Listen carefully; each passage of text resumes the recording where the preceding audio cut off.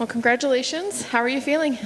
Good. Just a bunch of relief now that it's all said and done. A little extra antsy with the decision being announced there, but just happy to get the victory at the end of it. Yeah, I mean, I definitely want to bring up the judges' scorecards. What was going through your mind when you were hearing that? I just kind of always expect the worst when it comes to split decisions like that, or if it's close like that. After my Contender Series fight, I was up here saying how I think that was the first time in my life I got a split decision my way, and now to get 2 in a row, it's like, oh man, I told my coach I had to cut that out. Were you worried? Like, did you actually think that? I mean, before they started reading, were you worried, or were you confident you had gotten the win? I thought I had done enough to win every round, to be honest, but it still wasn't like a huge lead in each round. I think other than the first, the takedown in the first kind of really sealed that round for me.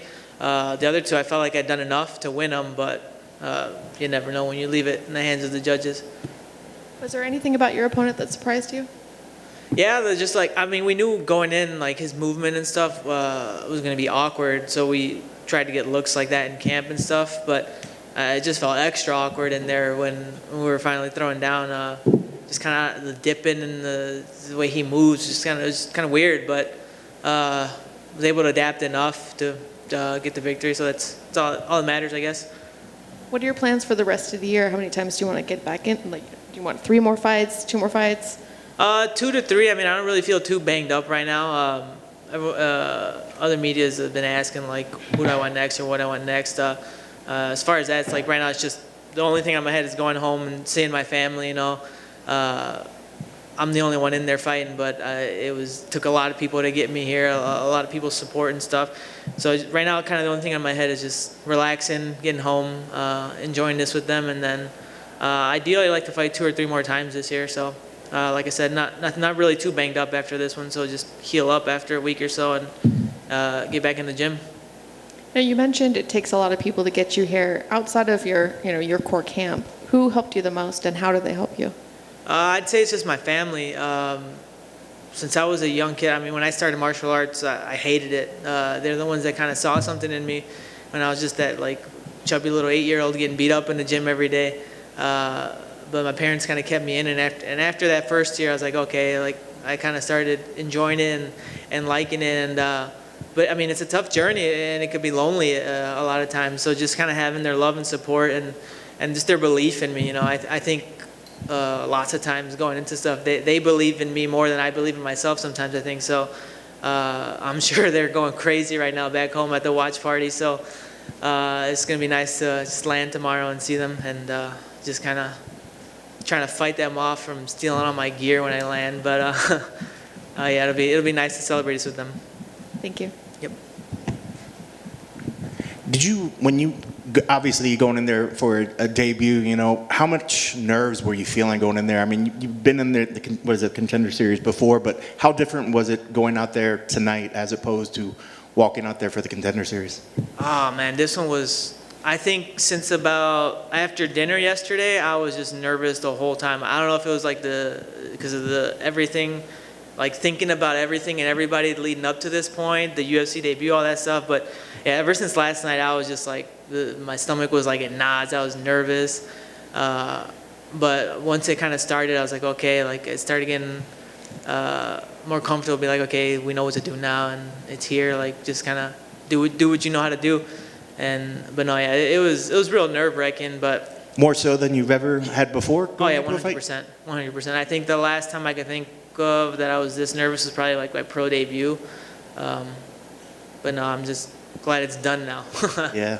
You talked a lot about his odd movement. Even there's a couple times that the commentators were saying how he had sort of a weird movements off to the side and he was dipping his head. How long did it take into the fight before you started really feeling like you were dialing in his movement? I think maybe after the first round, I started feeling a little better. When I was teeing off first or getting my combos off first on the inside, I think I was starting to find him more and land more frequent. But yeah, it just took maybe like a round or so to kind of get it going. But I would like to land a few more knees or like head kicks because of the dip in. But it is what it is. Well, and your guys' pace was crazy. I mean, both of you guys were going. How much of that you think was just the wanting to get that debut win, or is that just how much of that is just your fight style? No, that's just me. You could ask these guys when I'm in the gym. We're just going, and it's part of our division too, right? I think that's something that the whole division's known for. So it's just kind of, with me, it's just kind of expected, you know, just kind of go. So. Did you have a particular game plan for him coming in? We wanted to land a lot of longer strikes, like overhands, because of the dipping and stuff, and kind of utilize quicker inside clinch strikes and stuff like that. We like a little more snap downs and wrestling, but it was real slippery in there. So it is what it is. We were able to, I think, capitalize on the other two, though. I was going to say, you guys both were taking turns sort of trading off kicks to the body as well. Was that a big part of the plan as well? No, not really. I mean, I had planned on like trying to eat the inside leg or the outside leg, but when we started flowing, I was like, I think I landed a decent head kick and something to the body. So it was kind of just something I saw there and took advantage of it. Well, then looking towards the rest of the year, what sort of goals are you setting for yourself? Right now, off the top of my head, I want to fight in the United Center. I want the UFC to go back to Chicago. It looks like everything's opening back up and running. I mean, they have hockey and basketball back in there, so that's been another dream of mine to fight at the UC. So UFC goes back this year, I want in. Just not when it's cold, because it gets ridiculous up there. Yeah, the cold's leaving. It's on its way out, so we're good. We got a good timetable for the warm months. There you go. Congrats on the victory. Thank you. Carlos, right here, man. Hey, Jim what's it Grisauber, going? MMA Weekly. Hey, I'm going to take you back. 2016, we're at the IMAF Worlds together here in Vegas, International Fight Week. And I was leaving to cover UFC 200 that week. And you said to me, one day you're going to be covering me in that octagon. And today's that day. But I just want to get that perspective from you, because you had lost 2 years in a row at the Worlds as one of the most elite amateurs in the world. Then you lose your pro debut. What was that like for you, with your dreams on the line? Everything is kind of getting cloudy. You're going through that adversity, and you haven't lost since then. But what was it mentally and spiritually that you did to overcome all that and then to just keep pushing forward, even though it took you longer than you thought, and then there was a lot more adversity than you thought? No, yeah, it's tough. I mean, I was kind of getting ready to hang it up around that time, because it's like I'd graduated college. I'd seen a bunch of my friends like getting married or buying houses and this and that. And I kind of felt like a bum, you know, just training at home, kind of stuck, 0-1. I didn't fight for a bit. I was still working, but it was just, I don't know. I was like, all right, screw this. You know, I did what I could, but luckily around that time I found Coach Mike and the VFS team, and I think that's what really turned my career and life around. Aside from the family part that I hit on earlier, like I said, I'm not the only one, or I didn't do this alone, you know, to get here. I leaned a lot on my family and their belief in me, but just finding Coach Mike and the VFS gym, you know, was kind of, I don't know, just like a diamond in the rough kind of thing. So he changed my style, the way I thought about fighting, and just kind of got me to buy into the process that he told me about. He's like, he said he's had a process of building guys up and getting them there, and I just kind of bought in. I told him I'm in 100%, so he just kind of kept grinding, and now we're here, and it's beautiful. It's amazing. Just kind of looking back and thinking about it now.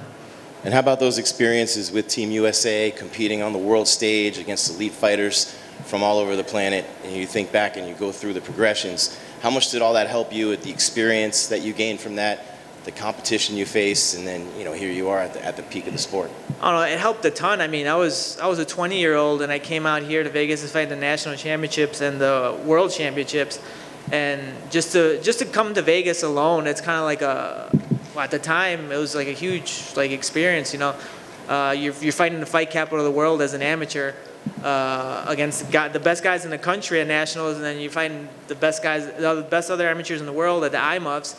And then on top of that, you're fighting the finals at the Mandalay Bay at the UFC Fan Expo on International Fight Week. I was like, as an amateur, I don't think it got much bigger than that. So all of that helped a ton. Growing up in college, I saw a bunch of guys like rush in to go pro, and I never really understood it. Me and my family and my coaches at the time kind of just sat down and were like, okay, we're gonna go to college, kind of have a backup plan, and just fight as an amateur all those 4 years. And I think all that experience has helped a ton. Awesome, man. Congrats. Good seeing you here. Thank you. Nice to see you too. Carlos, awesome job on the win. Felicidades con el triunfo. Gracias. Mencionaste que a alguien le van a estar peleando por tus guantes o tu fight kit, lo que sea. ¿A quién se lo das? Who gets that fight kit? Mom, grandma, el coach? Is it going to the gym? Los guantes, yo creo que uno va a ir para mis papás y uno para el gym. La camisa ya la pidió mi mamá en el group text que tenemos. Pero lo demás, ahí vamos a ver a quién se los da. Ya les dije que las chanclas no, las chanclas se quedan conmigo, pero ahí lo demás, ahí vamos a ver. And I know it's kind of hard to put into words, so I apologize in advance, but the vision of getting your hand raised in the octagon for the first time versus the real thing, how close was it to what you pictured?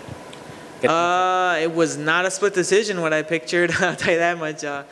But yeah, I don't know, it's just kind of, I think because of the way the decision was like being read, I was like kind of lost. And when I announced it, I looked at my coaches right away and I was like, whew. So it was just, I don't know. I don't think anything in life really is like what you imagine in your head. It's always just kind of, you could do yourself the best you can to prepare for whatever, but it's never really going to be the same as you picture in your head, I think. Sounds good, thank you, man. Y para tus fanáticos latinos que te están viendo en casa, que tienen el mismo sueño, pero dicen, no sé, me canso, no me dan las ganas, ¿qué le dices a ellos, a esos niños y niñas, para que no se den por vencidos y continúen el progreso para un día llegar al octágono como tú? A ellos digo puro disciplina, no, pueden hacer lo que quieran en su vida, pero cada día van a tener que levantarse y trabajar por sus sueños.